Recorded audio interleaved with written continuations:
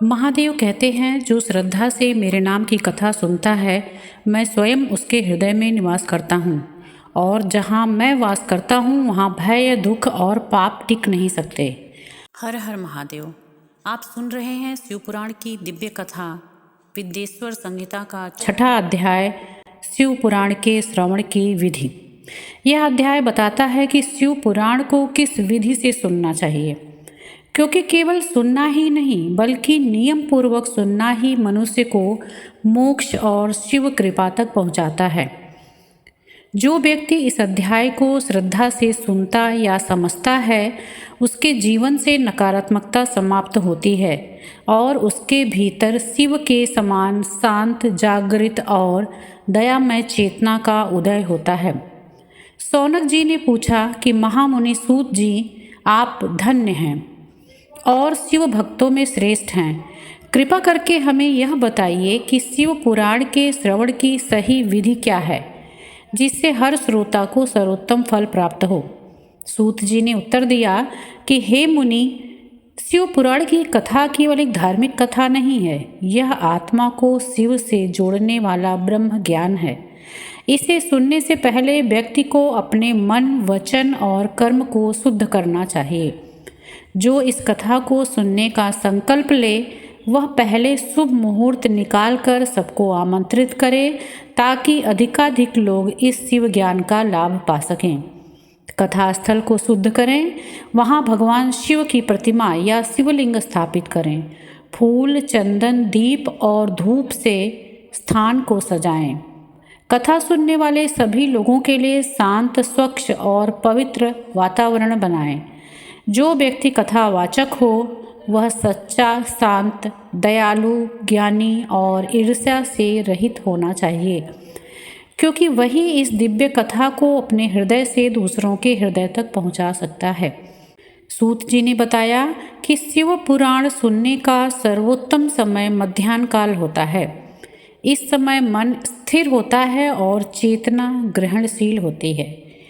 हो सके तो कथा के दिनों में व्रत रखें, सत्य बोलें, ब्रह्मचर्य का पालन करें और किसी के प्रति द्वेष न करें।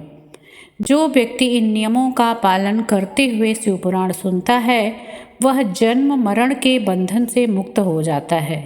उसके भीतर आत्मा की शुद्धि और शिव भाव का प्राकट्य होता है। महादेव स्वयं कहते हैं, जब कोई मेरे पुराण की कथा सुनता है तो मैं उसके जीवन की दिशा स्वयं बदल देता हूँ।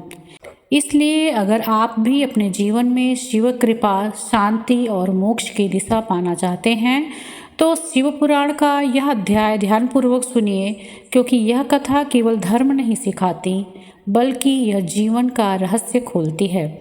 और अगर आपको यह कथा पसंद आ रही हो तो इनर पीस रिवर चैनल को सब्सक्राइब करें, ताकि अगला अध्याय सबसे पहले आप सुन सकें।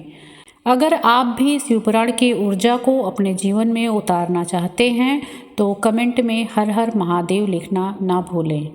महादेव कहते हैं कि कथा सुनना केवल श्रवण नहीं है, यह आत्मा को पवित्र करने का एक साधन है। जब मन, वचन और कर्म शुद्ध होते हैं, तभी मेरे वचन हृदय में उतरते हैं। अब हम सुनने जा रहे हैं शिवपुराण का 7वां अध्याय, श्रोताओं द्वारा पालन किए जाने वाले नियम। यह अध्याय हमें सिखाता है कि शिवपुराण की कथा सुनते समय श्रोता को कौन से नियमों का पालन करना चाहिए, ताकि उसे पूर्ण फल प्राप्त हो और महादेव की कृपा सदा बनी रहे। सूत जी कहते हैं कि हे शौनक, शिव पुराण की पवित्र कथा को बिना नियमों के सुनने से मनुष्य को संपूर्ण फल प्राप्त नहीं होता है।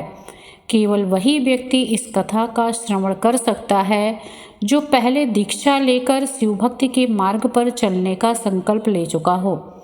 कथा सुनने वाले को चाहिए कि वह ब्रह्मचर्य का पालन करे, सत्य बोले, पवित्रता और संयम का जीवन अपनाए।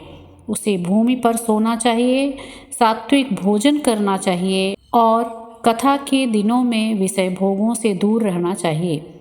सूत जी आगे कहते हैं कि शिव पुराण का श्रवण करते समय मनुष्य को लालच, क्रोध, अहंकार और वासना का त्याग करना चाहिए।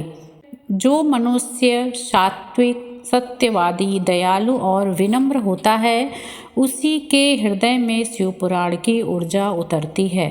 तो जो इस नियम के अनुसार कथा सुनता है, उसे न केवल इस जन्म में सुख और समृद्धि मिलती है, बल्कि अगले जन्मों के पाप भी नष्ट हो जाते हैं। श्रोताओं को भगवान शिव की पूजा करनी चाहिए, शिव पुराण ग्रंथ का पूजन करना चाहिए, फूल, दीपक, धूप और चंदन अर्पित करना चाहिए और फिर श्रद्धा से गुरु या ब्राह्मण को यह ग्रंथ दान करें, क्योंकि शिव पुराण का दान स्वयं भगवान शिव को अर्पण करने के समान है। सूत जी कहते हैं कि जो व्यक्ति श्रद्धा से यह ग्रंथ सुनता और दान करता है, वह महादेव की कृपा से समस्त बंधनों से मुक्त हो जाता है। महादेव कहते हैं कि मेरी कथा सुनना मेरे दर्शन करने के समान है। जो प्रेम से सुनता है, मैं उसके जीवन से अंधकार मिटा देता हूँ। इसलिए अगर आप चाहते हैं कि आपके जीवन में शिव कृपा बनी रहे, आपका मन शुद्ध हो और जीवन में शांति, समृद्धि और मोक्ष का मार्ग खुल जाए, तो शिव पुराण का यह अध्याय अवश्य सुनिए। और अगर आपको यह कथा शांतिपूर्ण और आध्यात्मिक ऊर्जा से भरपूर लगी हो, तो इसे लाइक करें, अपने मित्रों के साथ शेयर करें और चैनल इनर पीस रिवर को सब्सक्राइब करें, ताकि अगले अध्याय की दिव्य कथा सबसे पहले आप तक पहुंच सके। अगर आप भी अपने जीवन में महादेव की कृपा को अनुभव करना चाहते हैं, तो कमेंट में ओम नमः शिवाय लिखना न भूलें।